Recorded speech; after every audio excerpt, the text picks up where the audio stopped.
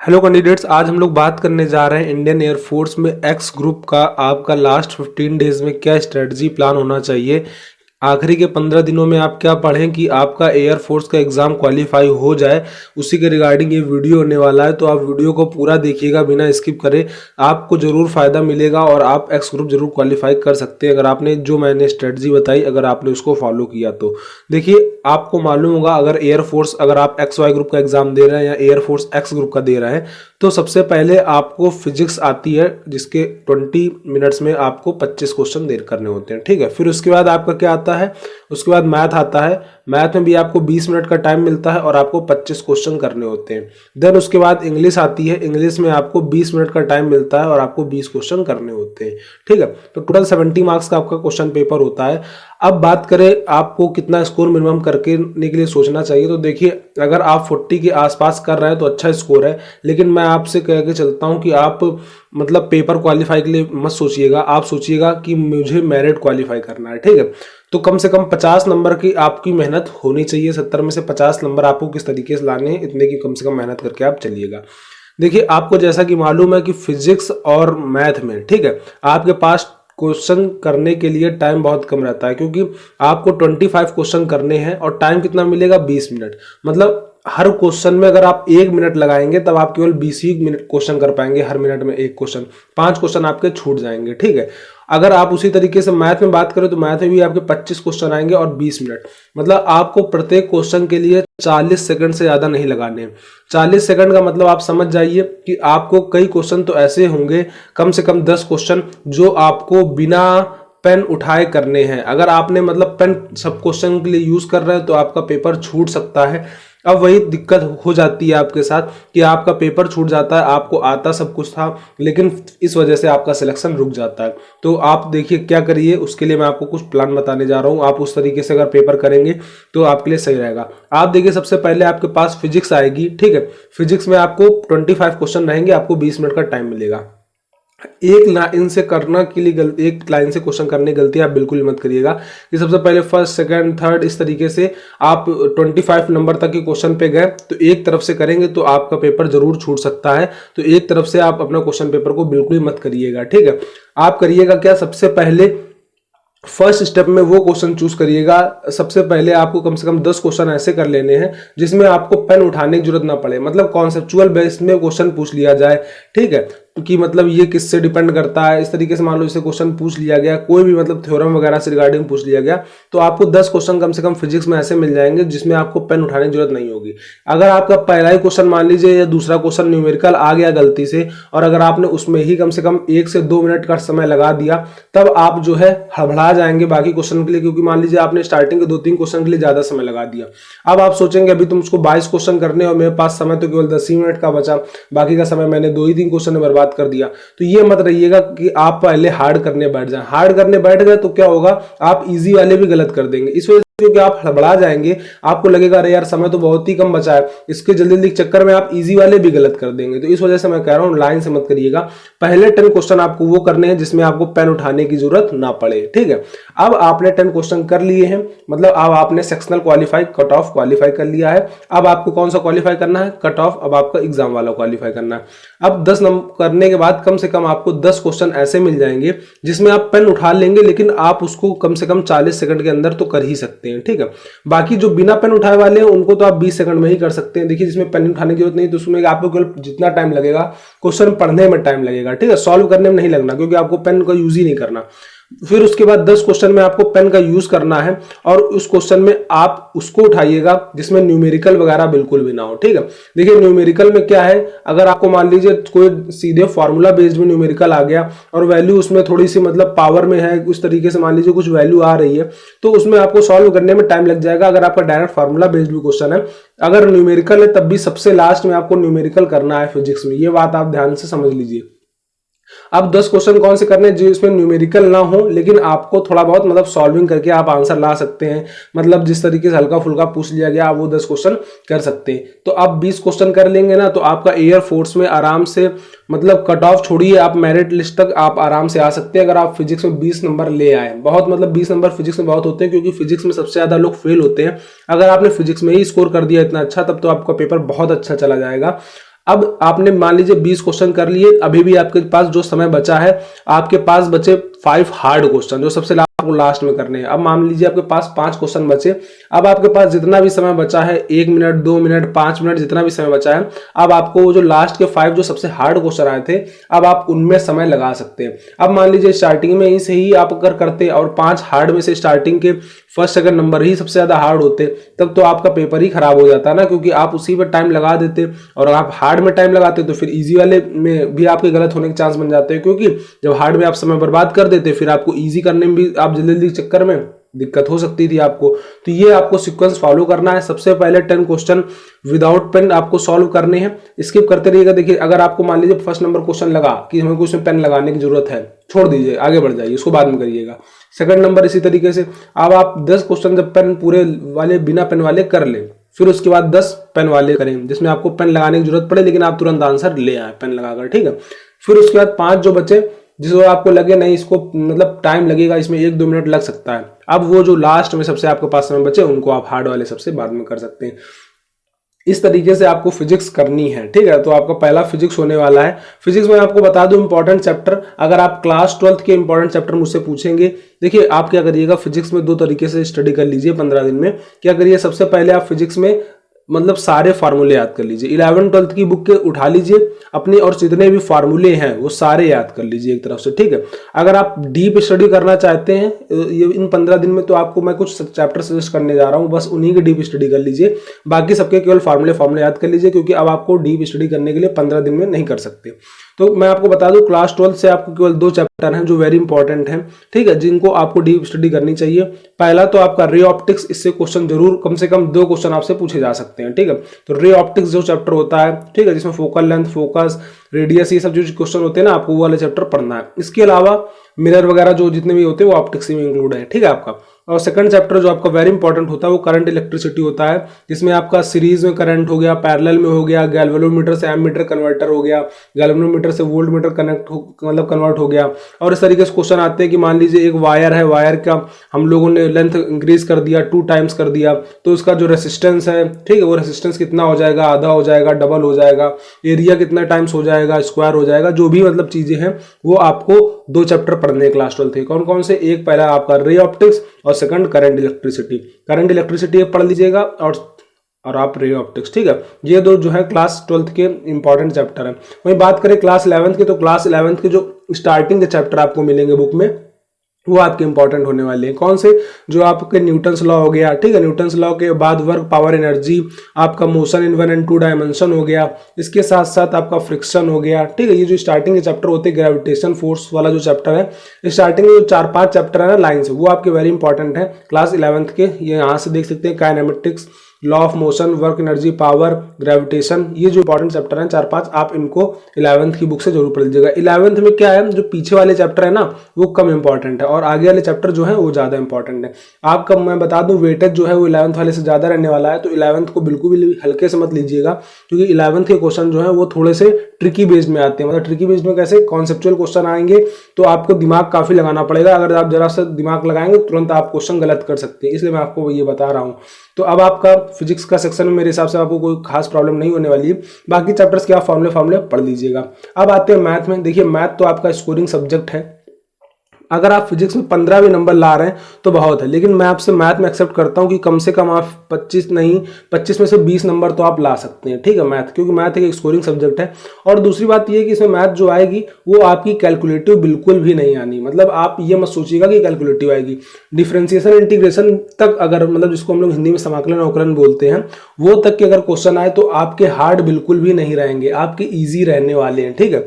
अवकलन वगैरह क्वेश्चन मान लीजिए आया कैसे है, ठीक है, मान लीजिए कोई इंटीग्रेशन है आपको, तो आपको अगर उसका नहीं कर पा रहे तो क्या करिए, जो 4 ऑप्शन दिए ना इनको आप डिफरेंशिएट कर दीजिए। मतलब अगर आपको इसका अवकलन नहीं आता है तो 4 ऑप्शन के समाकलन कर दीजिए, इन 4 ऑप्शन के समाकलन कर दीजिएगा, जो ऑप्शन मैच हो जाए वो आपका करेक्ट आंसर हो जाएगा, ठीक है। ये तब करिएगा जब आपको अवकलन निकालना ना आ रहा हो कि क्या इसमें बाय पार्ट्स लग रहा है, कि हमको ब्रेक करना है, क्या कौन सा मतलब फार्मूला लगाना है, आइलेट वाले फंक्शन से करना है, क्या चीज अगर आपको मतलब वो चीज अगर थोड़ी सी कठिन आ गई इंटीग्रेशन में, अवकलन में, तो आप क्या कर सकते हैं, आप चारों ऑप्शन का समाकलन कर दीजिए, आंसर आपके सामने आ जाएगा। तो इस तरीके से आप इंटीग्रेशन के क्वेश्चन कर सकते हैं, डिफरेंशिएशन के क्वेश्चन कर सकते हैं, ठीक है। देखिए मैं आपको बता दूं, एक्स ग्रुप में आपके कम से कम 25 में से 5 से 6 क्वेश्चन केवल आपके आएंगे किससे, कैलकुलस से, ठीक है। तो कैलकुलस वेरी इंपॉर्टेंट चैप्टर है, तो इसको बिल्कुल भी हल्के मत लीजिएगा, क्योंकि अगर आप कैलकुलस ही छोड़ देंगे तो आपके मतलब फिर आपका 25 नंबर का पेपर नहीं बचेगा, आपका 18-19 नंबर का बचेगा, क्योंकि 5 से 7 क्वेश्चन केवल आपके कैलकुलस के आते हैं, जिसमें से आप मान के चलिए कम से कम 2 डिफरेंशिएशन के आएंगे, कम से कम 2 आपके इंटीग्रेशन के आएंगे। इसके साथ साथ आपके देखिए एक वो फंक्शन वाला लिमिट वाला नहीं होता, लिमिट एक्सटेंड्स टू 0 हो गया, इस तरीके से आपको क्वेश्चन हो गया। डिफरेंशियल इक्वेशन का हो जाता है, यहाँ जैसे सबसे ज्यादा होता है 0 से π/2 की लिमिट लगी रहती है, sine x dot cos x, इस तरीके से जो होते हैं डिफरेंशियल इक्वेशन के क्वेश्चन, मतलब जिसमें आपको π/2 - x वाला फंक्शन यूज करना होता है, ये वाले जो आपके क्वेश्चन होते हैं ना, ये भी एक जरूर आता है, ठीक है। तो इस तरीके से आपको कैलकुलस जो है उसकी अच्छे ढंग से प्रैक्टिस करनी है। अगर आपकी एक्स ग्रुप की तैयारी कर रहे हैं तो एक्स ग्रुप में मैं आपको केवल सजेस्ट करूंगा आप अभी केवल कैलकुलस की तैयारी करिए, बाकी आप सबके फॉर्मूले भी याद कर लेंगे तो आपको कोई खास प्रॉब्लम नहीं होने वाली, क्योंकि अगर आप कैलकुलस में 5 से 7 नंबर ले आए तो इस बात की मैं गारंटी लेता हूं कि आप आराम से 20+ स्कोर मैथ में कर सकते हैं, कोई इतना बड़ा इशू नहीं होने वाला, ठीक है। आप मैथ में आराम से 20+ स्कोर कर सकते हैं, तो आपको कैलकुलस अच्छे ढंग से तैयार कर लेनी। और बाकी अगर आप मैथ के चैप्टर्स के केवल फॉर्मूले भी याद कर लेंगे तब भी मैं गारंटी लेता हूं कि आप 18 नंबर आपके कहीं नहीं गए, आप 18 से 20 नंबर आसानी से स्कोर कर सकते हैं। फॉर्मूले आप पूरे मैथ के भी याद कर लीजिए, आपके पास 15 दिन का समय है, थोड़े चैप्टर्स के डेली रिवाइज करिए। और मैं आपको बता देता हूं कैलकुलस के अलावा आप क्या पढ़ सकते हैं, इसके अलावा पढ़ सकते हैं ट्रिग्नोमेट्री, ठीक है। ट्रिग्नोमेट्री काफी इंपॉर्टेंट चैप्टर है, मतलब इसमें आपसे डायरेक्ट मतलब फॉर्मूले बेस्ड में क्वेश्चन पूछे जा सकते हैं। जो आपके इनवर्स ट्रिग्नोमेट्री हो गई, tan inverse x + tan inverse y वाले फॉर्मूले, इससे क्वेश्चन जरूर पूछे जाते हैं, इसके आप तैयार कर सकते हैं। और आपसे मतलब sin 18 cos 36, ठीक है, इनके डायरेक्ट वैल्यू के फॉर्मूले पूछ सकते हैं आपसे। तो 18 sin 18 degree, cos 36 degree, sin 36 degree, ठीक है। 18 36 की आपको वैल्यू जरूर याद होनी चाहिए, क्योंकि ये वैल्यू आप कैलकुलेट करके नहीं निकाल सकते। 18 डिग्री, 36 डिग्री, इसके अलावा 22.5 डिग्री की भी आपसे वैल्यू पूछी जा सकती है। tan 22.5 की मान लो वैल्यू पूछ ली गई, तो इन सब की वैल्यू आपको याद होनी चाहिए। किसकी? 18 36, इसके अलावा 22.5 डिग्री की भी आपको वैल्यू याद होनी चाहिए। ट्रिग्नोमेट्री में इससे डायरेक्ट आपसे क्वेश्चन पूछ लिए जाते हैं। इसके अलावा देखिए मैं आपको बता दूं कि आपको परम्यूटेशन, कॉम्बिनेशन, प्रोबेबिलिटी और बायनोमियल थ्योरम, ये देखिए तीनों जो है ये मतलब सिमिलर ही है, क्योंकि सब में आपको एनसीआर का यूज करना ही पड़ता है। तो इन तीनों को चैप्टर को आपको अच्छा नॉलेज होना चाहिए, क्योंकि इन 3 में से भी आपको कम से कम 3 क्वेश्चन तो देखने को आराम से मिलने वाले हैं। कौन से? पीएनसी, परम्यूटेशन, कॉम्बिनेशन, प्रोबेबिलिटी, इसको हम लोग प्रायिकता बोलते हैं। इससे कम से कम 2 से 3 क्वेश्चन आपको केवल प्रोबेबिलिटीज हो सकता है देखने को मिल जाए। और एक मैंने बताया बायनोमियल थ्योरम, ठीक है। ये 3 चैप्टर आपके लिए इंपॉर्टेंट है, आप इसको भी देख लीजिएगा। इसके अलावा आप क्या कर सकते हैं, कॉम्प्लेक्स नंबर हो गया, कॉम्प्लेक्स के साथ साथ आप वेक्टर जो होता है ना 3D वेक्टर वगैरह, 3D और 2D, ठीक है, ये भी आपको आनी चाहिए। बस इतना मेन सा इंपॉर्टेंट है, बाकी आप सबके फॉर्मूले भी याद कर लेंगे तो इतना कोई खास प्रॉब्लम आपको नहीं होने वाला। जितने चैप्टर बताएं इतना आप पढ़ लीजिए, आपका काम हो जाएगा मैथ में। और आप मैथ में 25 में से आराम से 20 नंबर ला सकते हैं। टाइम का बस आपको मेन ध्यान रखना है, क्योंकि आपको हर क्वेश्चन के लिए 1 मिनट भी नहीं मिल रहा है। अगर आप हर क्वेश्चन में 1 मिनट लाएंगे तब केवल आप 20 ही क्वेश्चन कर पाएंगे, इस बात का आप ध्यान रखिएगा। तो हर क्वेश्चन को आपको 40 सेकंड के अंदर करने की पूरी कोशिश करनी है। टाइम मैनेजमेंट कर लेंगे तो आपका आराम से सिलेक्शन हो सकता है। अब एयरफोर्स एक्स ग्रुप में आपको मैंने मैथ के बारे में बता दिया, फिजिक्स के बारे में बता दिया। इंग्लिश में देखिए मैं आपको बता दूं इंग्लिश आपको किस तरीके से करनी है। इंग्लिश में आपको क्या देखने को मिलेगा, सबसे पहले आपको पैसेज के 4 से 5 क्वेश्चन देखने को मिलेंगे, ठीक है। इसको आप तुरंत स्किप कर दीजिएगा, क्योंकि स्किप कर देंगे तो आपको ये फायदा मिलेगा, क्योंकि मान लीजिए कभी कभी कोई पैसेज में ज्यादा समय लगा देता है। अब पैसेज में आपने ज्यादा समय लगा दिया, मान लीजिए आपने 6-7 मिनट पैसेज में केवल लगा दिया, अब आपके पास बचे 10 से 12 ही मिनट। अब ठीक है, अब आप हड़बड़ा गए, हड़बड़ाने के बाद जो आपके इजी क्वेश्चन भी बाद में थे आपने उसकी हड़बड़ाने की वजह से आपने उसको भी गलत कर दिए। तो इस वजह से मैं कह रहा हूं कि जो हार्ड चीज है उसको सबसे बाद में करो। तो पैसेज देखिए कोई हार्ड नहीं है, लेकिन कभी कभी हार्ड तब बन जाता है कि जब आपके पैसेज से आपको आंसर नहीं मिल रहा होता, आपको अपने मेंटल एबिलिटी से अपना आंसर बताना होता है। तो इस वजह से पैसेज जो 4 से 5 क्वेश्चन आएंगे इसको तुरंत स्किप करने के बाद तुरंत आ जाइए 6th नंबर क्वेश्चन में, ठीक है। 5th 6th जो भी आ जाए, एंटोनिम सिनोनिम आपसे पूछा जाएगा। एंटोनिम सिनोनिम अगर आता है तो करिए, नहीं आता तो अंधी मत मारिएगा, क्योंकि अगर आप 20 में से 18 नंबर भी ले आए, एंटोनिम सिनोनिम छोड़ भी देंगे तब भी आपका आसानी से सिलेक्शन एयरफोर्स में हो जाएगा। और 18 नंबर बहुत अच्छा स्कोर है। तो एंटोनिम सिनोनिम आपको आता है तो करिए, नहीं आता तो इसको भी छोड़ सकते हैं। करना कहाँ है आपको मेन फोकस, आपके 5 फिल इन द ब्लैंक से क्वेश्चन आएंगे, जो किससे आएंगे, noun, pronoun, verb, adjective, adverb, ठीक है। आपको ये सब चीज़ अच्छे ढंग से याद नहीं चाहिए। प्रीपोजिशन, आर्टिकल, आपको अगर ये सब आपने पढ़ रखा है तो आपके सामने जो 5 से 6 question fill in the blanks के आएंगे उसको आप इजीली कर सकते हैं। इसके साथ साथ आपके 3 जो क्वेश्चन आएंगे वो किसके आएंगे, एरर के। ये बहुत आसान क्वेश्चन होते हैं, आप 3 क्वेश्चन आराम से एरर में भी स्कोर कर सकते हैं। इसके अलावा आपसे 2 डायरेक्ट इनडायरेक्ट और 1 एक्टिव पैसिव आएगा। ये आपके 3 नंबर एकदम फ्री के होंगे, इसको भी आप आसानी से अचीव कर सकते हैं। वन वर्ड सब्स्टिट्यूशन एकदम हलवा आएगा आपको, कोई भी इसमें दिक्कत वाली बात नहीं है। मैं आपसे कहता हूँ लूसेंट की बुक उठा लीजिए, 2 दिन में आपके मतलब वन वर्ड सब्स्टिट्यूशन याद क्या करेंगे आप, 2 दिन पढ़ लेंगे तो आपका आराम से वन वर्ड सब्स्टिट्यूशन लूसेंट की बुक से इंग्लिश की जो होती है उससे आपका फंस जाएगा। अब आपका वन वर्ड सब्स्टिट्यूशन में फंस गया, एक इडियम आएगा। इडियम आपको याद नहीं करने की जरूरत है, इडियम आप ऑप्शन एलिमिनेट करके भी कर सकते हैं। मान लीजिए आपने कुछ पढ़ा इडियम, अब उसमें से 2 तो ऑप्शन एकदम फर्जी आपको लगेंगे कि ये तो हो ही नहीं सकता, 2 आप ऑप्शन कट कर दीजिए, बचे 2 में से अगर आप 50-50% भी लगा देते हैं तो भी आपका सिलेक्शन का चांस 50% सही हो जाएगा। इडियम हो गया, वन वर्ड सब्स्टिट्यूशन हो गया, आपका फिलअप भी हो गए 5 क्वेश्चन, इसके अलावा 3 क्वेश्चन आपके एरर के हो गए। तो इस तरीके से आपका सिलेक्शन बहुत अच्छा बढ़ जाएगा। अब आप जितना भी ग्रामर पोर्शन करने के बाद अब आपका पास जो समय बचा 4 मिनट 5 मिनट, अब वो अपना समय आप किस में लगा सकते हैं, पैसेज में लगा सकते हैं। ठीक है, अब आप पैसेज को अच्छे ढंग से पढ़िए, समझिए और आप लास्ट में पैसेज कर सकते हैं। तो ये आपका सीक्वेंस फॉलो होने वाला है। पेपर आपका सबसे पहले फिजिक्स खुलेगा, फिर मैथ खुलेगा और फिर इंग्लिश खुलेगा। तीनों के लिए सेपरेट 20-20 मिनट मिलेंगे। ये ना सोचिएगा कि आपको 60 मिनट का मिलेगा, आप 25 मिनट मैथ में लगा दें, 20-15 मिनट ऐसे लगा दें, तो ये नहीं सोच कर सकते। आपको हर चीज़ के लिए अलग से 20-20 मिनट मिलेगा। ठीक है, 20 मिनट आपको फिजिक्स के लिए, फिर 20 मिनट आपको मैथ के लिए और फिर 20 मिनट इंग्लिश के लिए। आपके लिए मेरे हिसाब से काफ़ी फॉलोइंग टिप्स होंगी। अगर आप ये टिप्स फॉलो करते हैं अच्छे ढंग से, 15 दिन आप ऐसे कर लेंगे तो आपका एयरफोर्स में सिलेक्शन का चांस जरूर हो जाएगा। अगर आप देखिए, मैं आपको बता दूं, मैथ, फिजिक्स, इंग्लिश, ठीक है, आप मैथ में आसानी से 20 नंबर स्कोर कर सकते हैं, फिजिक्स में आसानी से 15 नंबर स्कोर कर सकते हैं, इंग्लिश में आसानी से आप 15 नंबर स्कोर कर सकते हैं। अगर आप इतने नंबर ले आए तो भी आपके कितने नंबर बैठ जाएंगे, 50। और एक बार आप अगर 50 वाली लाइन टच कर लिया आपने, तब तो आप वो कट ऑफ तो छोड़िए, आपको कोई मेरिट में भी नहीं हिला पाएगा। ठीक है, कट ऑफ की तो मैंने आपको बात ही नहीं बताई कि आप कट ऑफ कैसे क्लियर करें, मैंने तो आपको बताया आप मेरिट कैसे क्वालिफाई करें।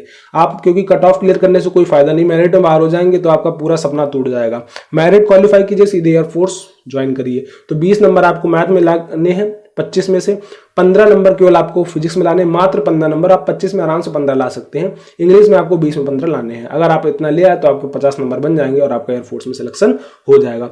वीडियो में इतना ही। अभी मैं आपको बता देता हूं, अगर आप तैयारी कर रहे हैं एयरफोर्स की तो आपके लिए बेस्ट टेस्ट सीरीज होने वाली है परीक्षा ऐप। अगर आप चाहें तो गूगल प्ले स्टोर से भी परीक्षा ऐप डाउनलोड कर सकते हैं, लिंक मैंने आपको डिस्क्रिप्शन बॉक्स में प्रोवाइड करा दिया है। आप चाहें तो वहां से भी एयरफोर्स के लिए आप इनरोल कर सकते हैं परीक्षा ऐप में।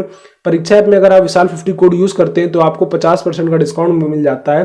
तो आप विशाल 50 कोड जरूर यूज कर दीजिएगा जब आप परीक्षा ऐप का सब्सक्रिप्शन लें, और आपको मात्र 150 रुपए में ऑनलाइन टेस्ट सीरीज प्रोवाइड करा दी जाएगी। ठीक है, जिसके आप एयरफोर्स की तैयारी कर सकते हैं।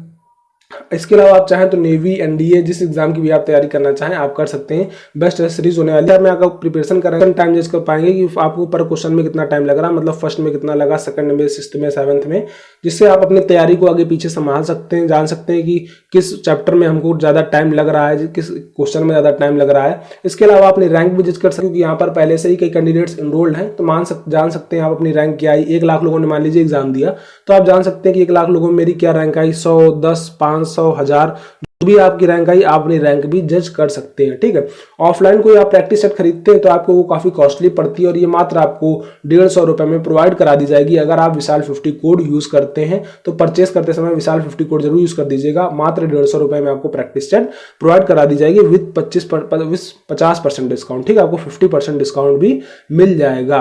वीडियो से रिगार्डिंग इतना ही। कोई अगर आपको डाउट बन रहा है तो आप कमेंट बॉक्स में पूछ सकते हैं, कोई पर्सनल डाउट बन रहा है तो आप इंस्टाग्राम में भी पूछ सकते हैं। वीडियो से रिगार्डिंग इतना ही। तब तक के लिए जय हिंद, वंदे मातरम।